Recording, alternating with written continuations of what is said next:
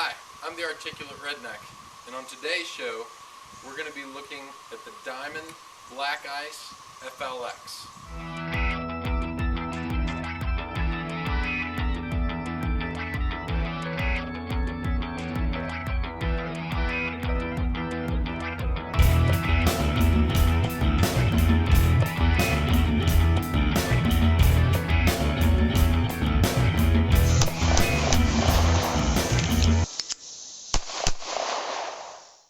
The Articulate Redneck is brought to you by Harvest Time Archery and Tradition Guitars.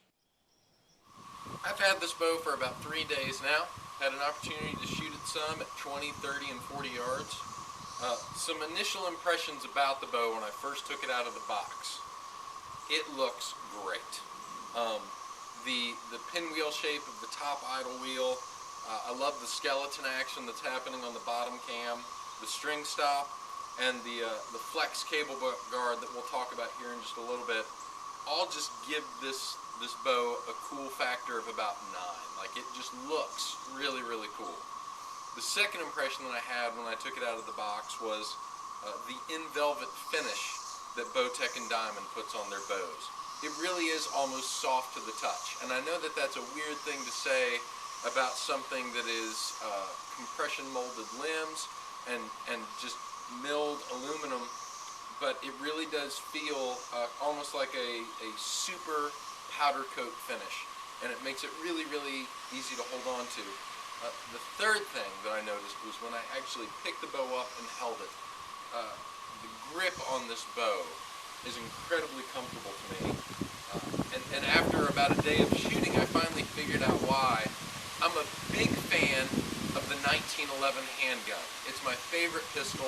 I love to shoot them. I love my Kimber that I own.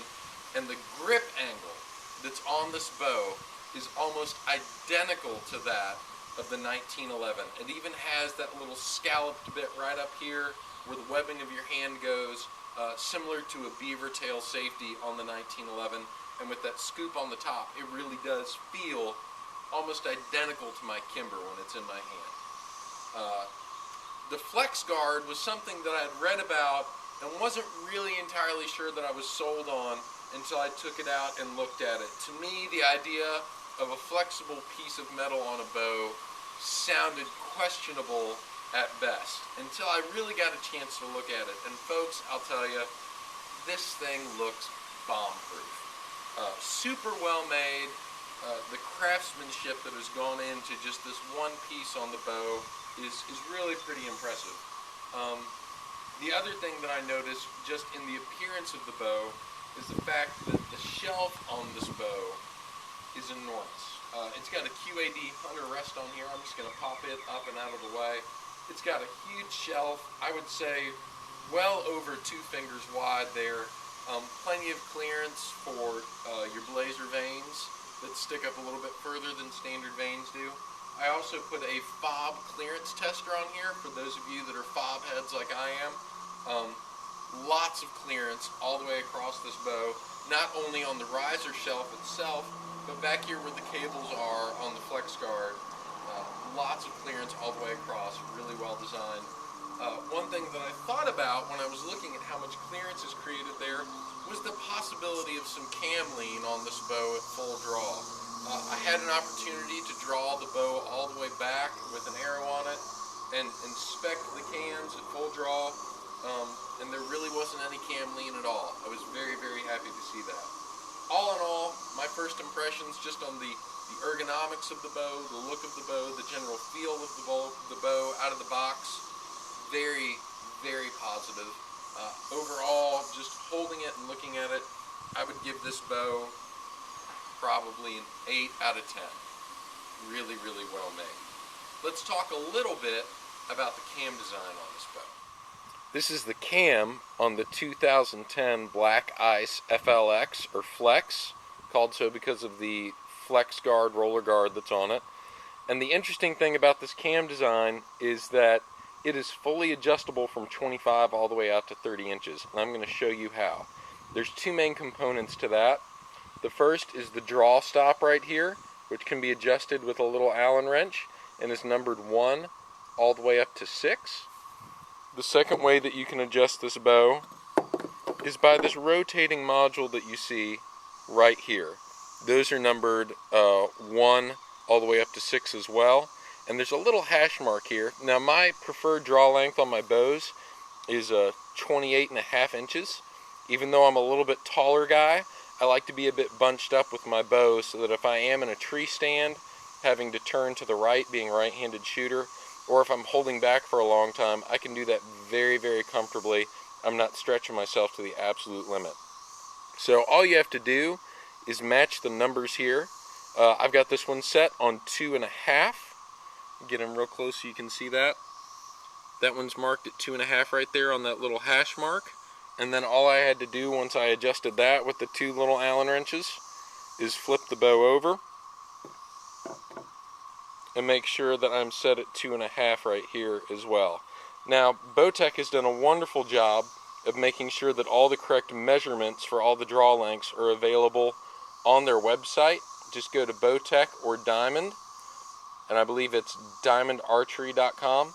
And there's a place that you can find there that has all of the correct measurements lined up for this bow so that you can make sure that you get it set up absolutely correctly.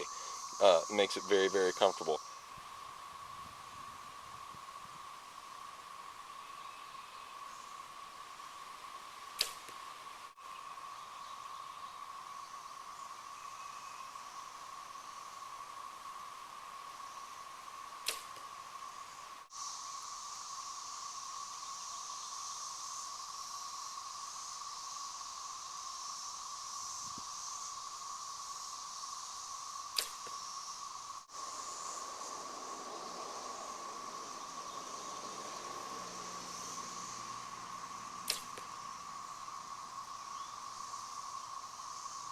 It's got a little bit of a buzz to it.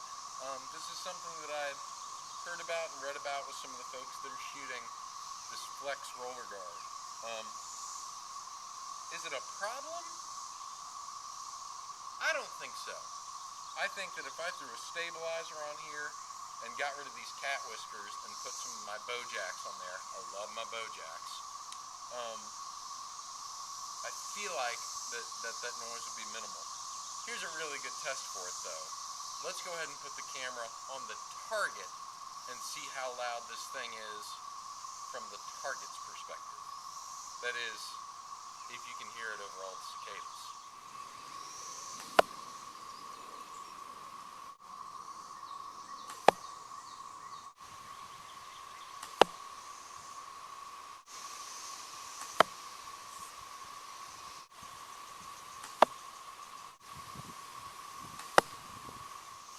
Overall, I give this bow an 8 out of 10. I really enjoyed how balanced it was. I really enjoyed how dead in the hand it was at the shot.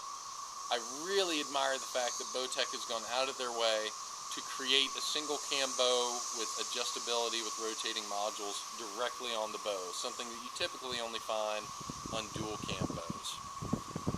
Overall, if I could just find a way to make this bow a little bit quieter, I think it would be my primary hunting bow. I've really enjoyed it.